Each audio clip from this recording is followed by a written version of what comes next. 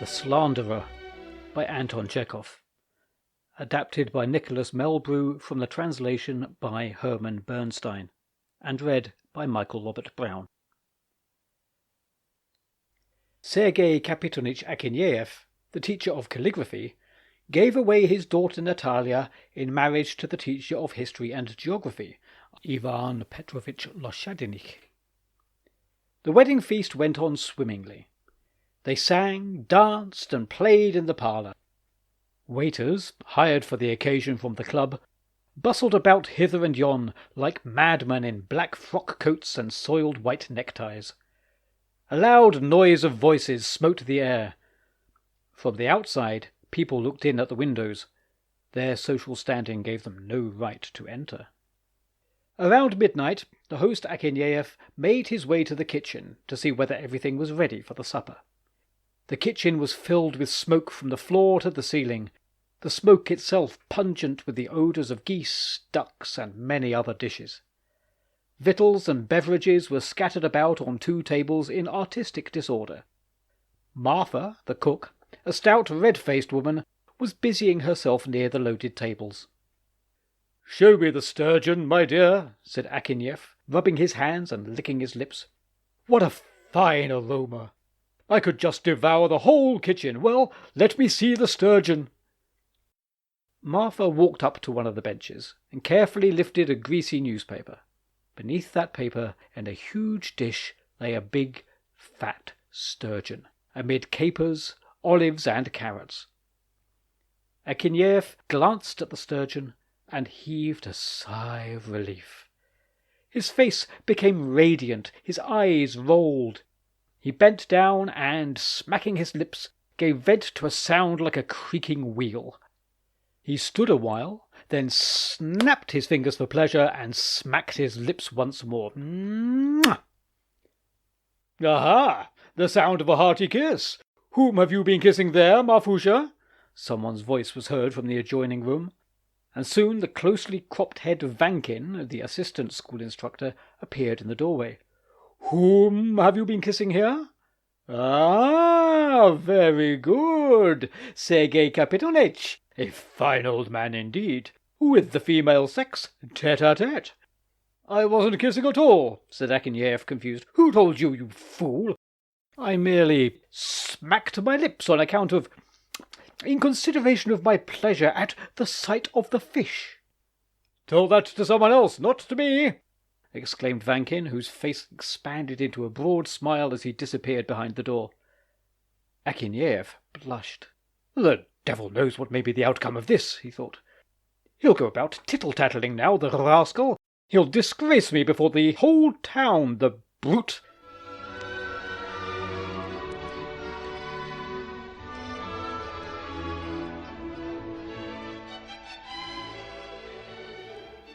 Akhineyev entered the parlour timidly, casting about furtive glances to see what Vankin was doing.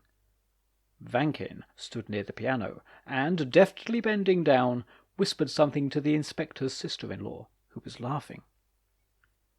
"That's about me," thought Akhineyev. "About me, the devil take him! She believes him, she's laughing! My God! No, that mustn't be left like that. No, I'll have to fix it so that no one shall believe him. I'll speak to all of them, and in the end he'll seem like a foolish gossip." Akhineyev scratched his head and walked up to Padakwa. "I was in the kitchen a little while ago, arranging things for the supper," he said to the Frenchman. "You like fish, I know, and I have a sturgeon just so big. About 2 yards. Ha ha ha! Yes. By the way, I had almost forgotten. There was a real anecdote about that sturgeon in the kitchen. I entered the kitchen a little while ago and wanted to examine the food. I glanced at the sturgeon, and for pleasure I smacked my lips.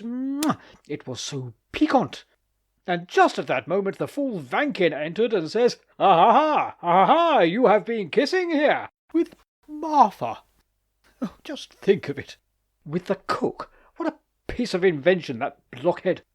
The woman is so ugly she looks like a baboon. And he says we were kissing. What an odd fellow." "Who's an odd fellow?" asked Taranchulov as he approached them. "I refer to Vankin. I went out into the kitchen. The story of Martha and the sturgeon was repeated. That makes me laugh.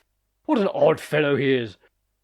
In my opinion, it's more pleasant to kiss the dog than to kiss Martha, added Akhineyev, and turning round, he noticed Mazda. We have been speaking about Vankin, he said to him. What an odd fellow. He entered the kitchen and noticed me standing beside Martha, and immediately he began to invent different stories. What, he says, have you been kissing each other?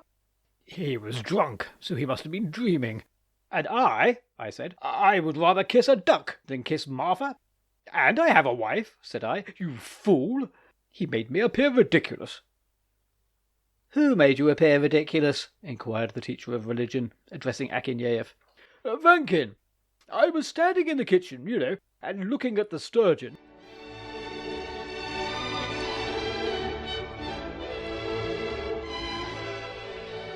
In about half an hour, all the guests knew the story about Vankin and the sturgeon.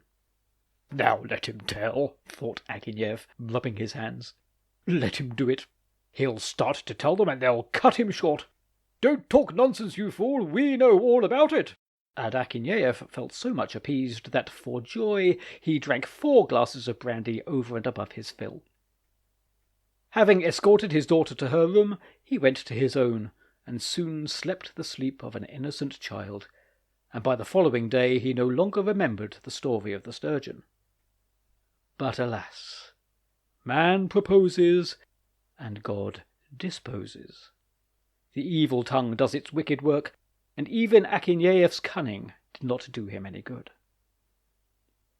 A week later, on a Wednesday, after the 3rd lesson, when Akhineyev stood in the teacher's room and discussed the vicious inclinations of the pupil Visyakin, the director approached him, and, beckoning to him, called him aside. See here, Sergey Kapitonlch, said the director. Pardon me, it isn't my affair, yet I must make it clear to you nevertheless. It is my duty. You see, rumours are afoot that you are on intimate terms with that woman, with your cook.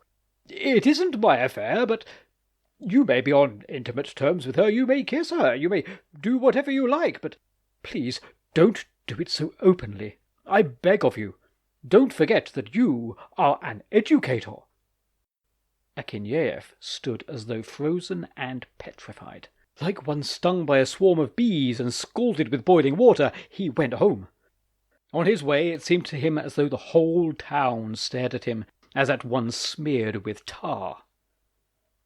At home, new troubles awaited him. "Why aren't you eating anything?" asked his wife at dinner. "What are you thinking about?" "Are you thinking about Cupid, eh? You're longing for Marfushka. I know everything already, you swine. Kind people have opened my eyes, you barbarian!" And she slapped him on the cheek. He rose from the table, and staggering without cap or coat, directed his footsteps towards Vankin. The latter was at home. "You rascal," he said to Vankin, "why have you covered me with mud before the whole world? Why have you slandered me?" "What slander? What are you inventing? And who told everybody I was kissing Martha? Not you, perhaps. Not you, you murderer!" Vankin began to blink his eyes, and all the fibres of his face began to quiver. He lifted his eyes towards the icon in the corner and exclaimed, "May God punish me! May I lose my eyesight and die if I said even a single word about you to anyone! May I have neither house nor home!" Vankin's sincerity admitted of no doubt. It was evident it was not he who had gossiped. But who was it? Who? Akhineyev asked himself, going over in his mind all his acquaintances and beating his chest. Who was it? He wondered, utterly perplexed.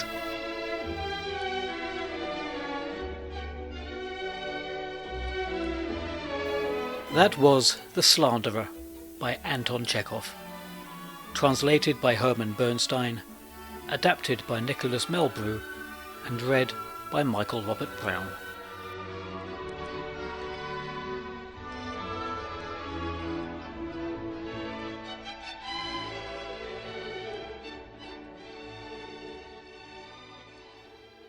A Work of Art by Anton Chekhov.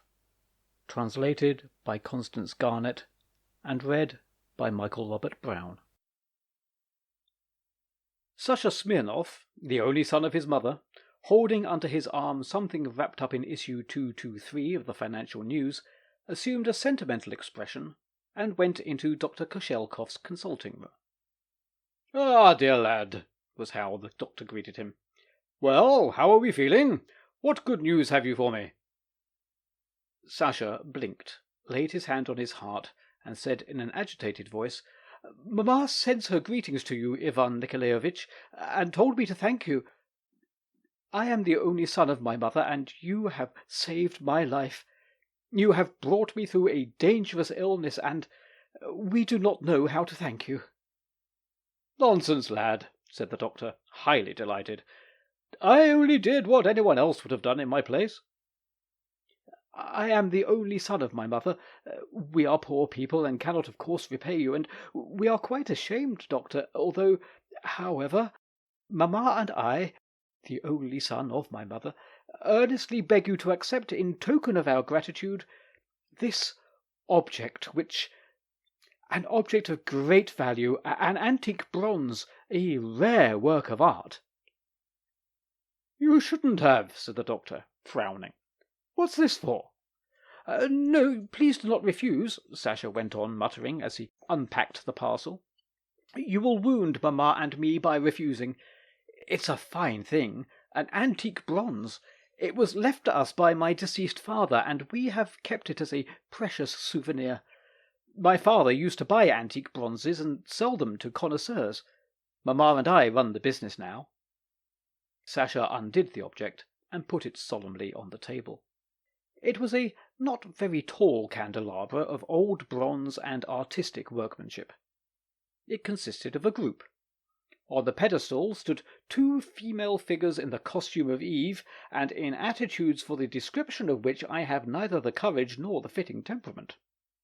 The figures were smiling coquettishly, and altogether looked as though, had it not been for the necessity of supporting the candlestick, they would have skipped off the pedestal and indulged in such an orgy of lewdness, dear listener, as would be quite improper for me to describe. Looking at the gift, the doctor slowly scratched behind his ear, cleared his throat, and blew his nose distractedly. "Yes, it certainly is a fine thing," he muttered. "But how should I express it? It's not quite for family viewing.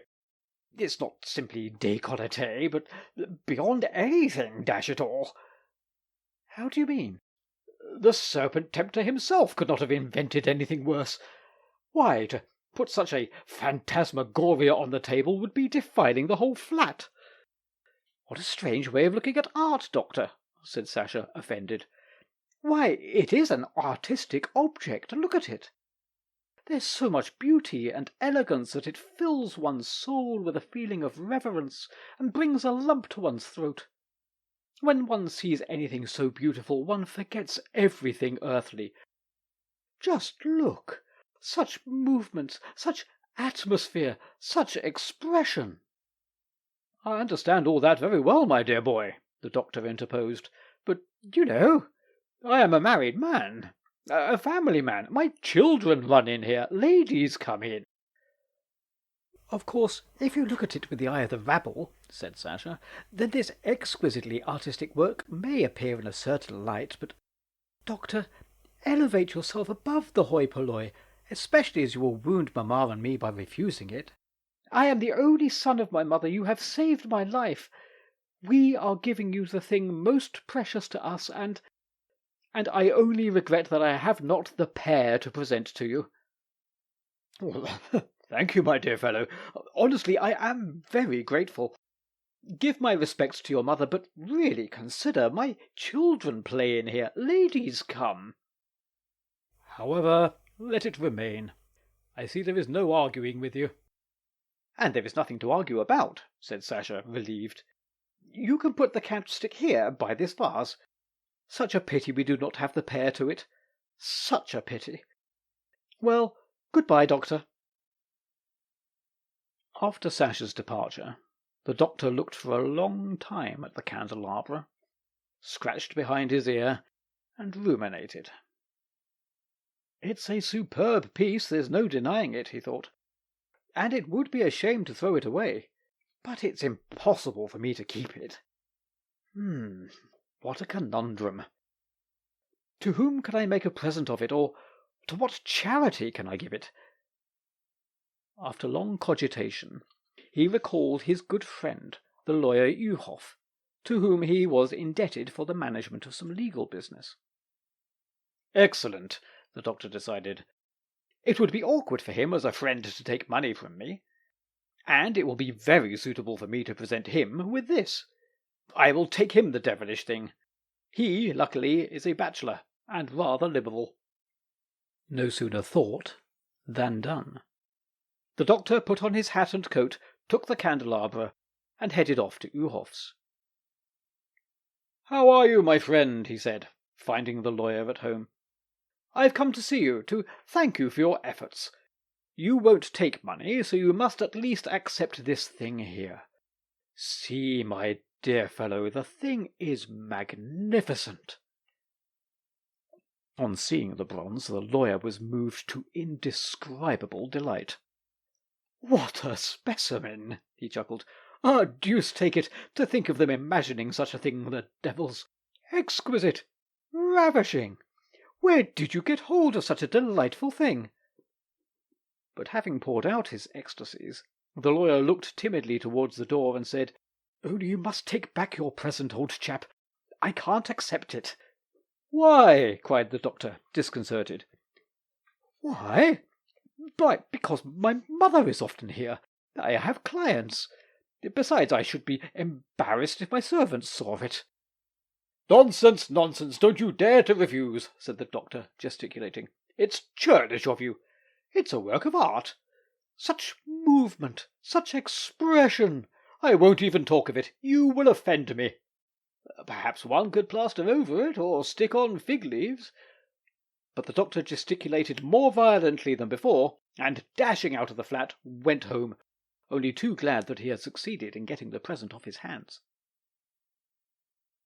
When he had gone, the lawyer examined the candelabra, fingered it all over, and then, like the doctor, racked his brains over the question what to do with the gift.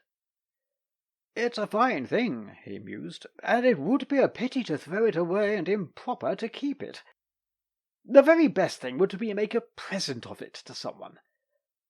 I know what! I'll take it this evening to Sashkin, the comedian. The rascal is fond of such things, and it happens to be his benefit tonight." No sooner thought than done. In the evening, the candelabra, carefully wrapped up, was duly carried to Sashkin's. The whole evening the comic actor's dressing-room was besieged by men coming to admire the present. The dressing-room was filled with the hum of enthusiasm and laughter like the neighing of horses. If one of the actresses approached the door and asked, "May I come in?" the comedian's husky voice was heard at once, "No, no, my dear, I am not dressed." After the performance, though, the comedian shrugged his shoulders, flung up his hands, and said, "Well, what am I to do with the horrid thing? Why, I live in a private flat. Actresses come and see me. It's not as if it's a photograph that you can hide in a drawer." "You had better sell it, sir," the hairdresser who was disrobing the actor advised him. "There's an old woman living around here who buys antique bronzes. Go and inquire for Mrs. Smirnova. Everyone knows her." The actor followed his advice. 2 days later, the doctor was sitting in his consulting room, and with his finger to his brow, was meditating on the acids of the bile. All at once the door opened and Sasha Smirnov flew into the room. He was smiling, beaming, his whole figure radiant with happiness. In his hands he held something wrapped up in newspaper. "Doctor," he began breathlessly, "imagine my delight.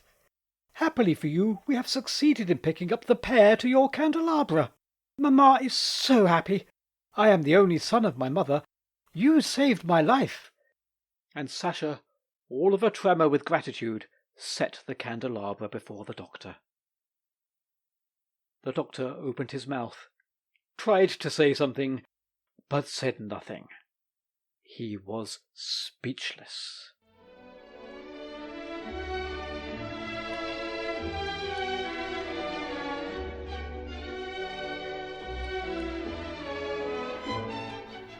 That was A Work of Art by Anton Chekhov, translated by Constance Garnett and read by Michael Robert Brown. Arbury, Drama and Fiction. Hear more drama and fiction, old and new, on arburyproductions.co.uk.